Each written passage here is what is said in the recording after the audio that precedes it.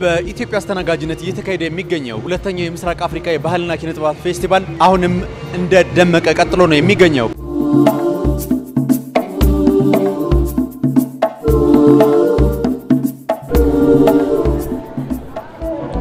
Hello brother.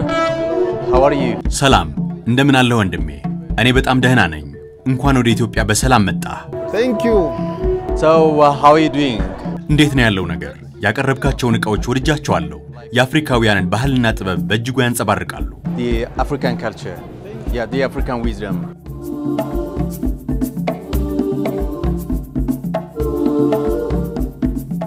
When you came in the first time, ለመጀመሪያ ጊዜ ነው ወደዚህ ስትመጣ የኢትዮጵያውያንና የምስራቅ አፍሪካን ባህል ተመለከትከው?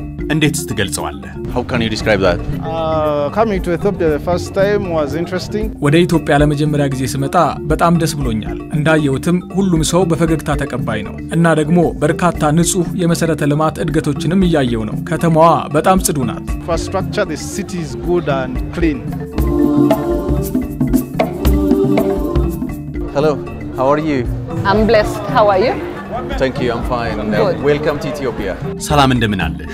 እንኳን ደህና መጣሽ ወደ ኢትዮጵያ። የአፍሪካውያንን ብሎም የኢትዮጵያን ባህል እንዴት አየሽው? እንደዚህ ሁሉን በአንድ ቦታ ስታገኙስ? All things in one place. So fascinating with different tribes. አስደማሚ እዚህ የተለያየ ባህል ጎሳ ቀለም አለባበስ በጣም ወድጄዋለሁ እናም እንደ ምስራቅ አፍሪካ ሀገር ደግሞ አንድ ሆነን ባህላችንን ስንገልጥ በጣም ጥሩ ነገር መፍጠር እንችላለን ልምድና ሐሳብ በመቀየር በመለዋወጥ ችግሮቻችንን እንድናጠፍ ያደርገናል To share ideas and then also break barriers.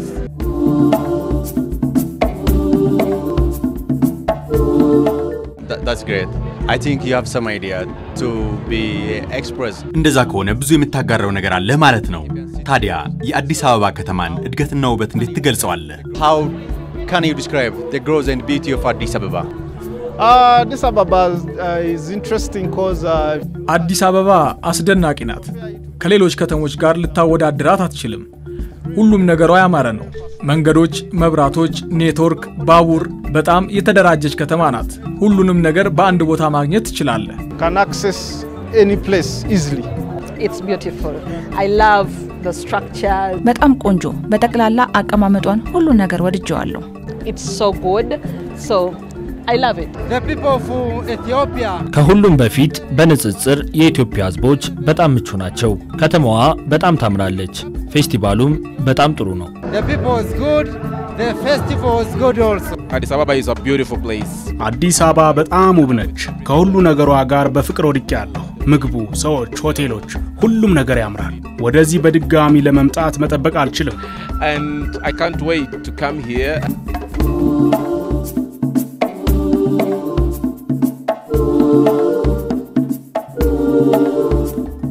ይህ ብቻ አይደለም አፍሪካውያን እህት ወንድሞች የሚሉት ይልቁንም ሌሎች አፍሪካ ሀገራት ከአዲስ አበባ ውበት ሊማሩና የየራሳቸውን ከተማም እንዲሁ ሊያለሙ ይገባልም ይላሉ What should be learned from Ethiopia?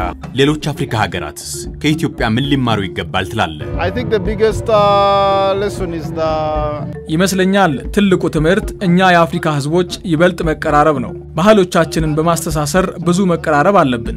ያ ሆነ ማለት በንግድና በሌሎች አንድ እንድንሆን ያደርገናል። በአዲስ አበባ መሰረተ ልማት ግንባታ ግን የሀገሬ መንግስት ሊማር ይገባል ባይ ነኝ። urge our government to copy from Ethiopia in terms of development. Actually, other cities are African cities. እውነታው ከተሞች አሉን በራሳችን ያቆምናቸው ግን በሚገባቸው ልክ አልተገነቡም። ጥሩ መሰረተ ልማት አላላበስናቸው። ኢትዮጵያ ደግሞ ይህን አድርገዋለች። እኔ እንደማስበው ኢትዮጵያ ከሰራችው ሌሎች ለማደግ መማር አለባቸው። From what Ethiopia has been doing. As your perspective, በአንቺ መልከታ ሌሎች አፍሪካ ሀገራት ከኢትዮጵያ ምን ሊማሩ ይገባል ትያለሽ? When we want, we can do it. ምንም ከፈለግን ማድረግ እንችላለን የምናልመውን ቢሆን እንኳን ስለዚህ ማድረግ እንችላለን የአዲስ አበባ ለውጥ በግልጽ ማየት ስለቻለን ሌሎች ሀገራትም ማድረግ ይችላሉ ላለው Other country can do it also. አፍሪካውያኑ በርግጥም በመዲናዋ ውበት በእጅጉ ተደንቀዋል። ይልቁንም እንዲህ መጥቶ ጎብኝቶ ከመመለስ ባሻገር የኪነ ጥበብ ውጤቶቻቸውን በቀጣይ በአዲስ አበባ መሸጥና ኢንቨስት ማድረግ እንደሚፈልጉም ነው የሚናገሩት።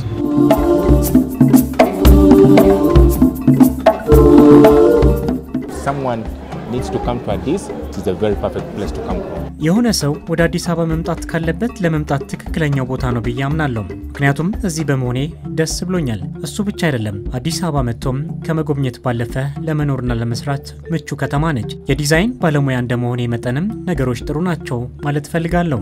The thing is they are moving on very well.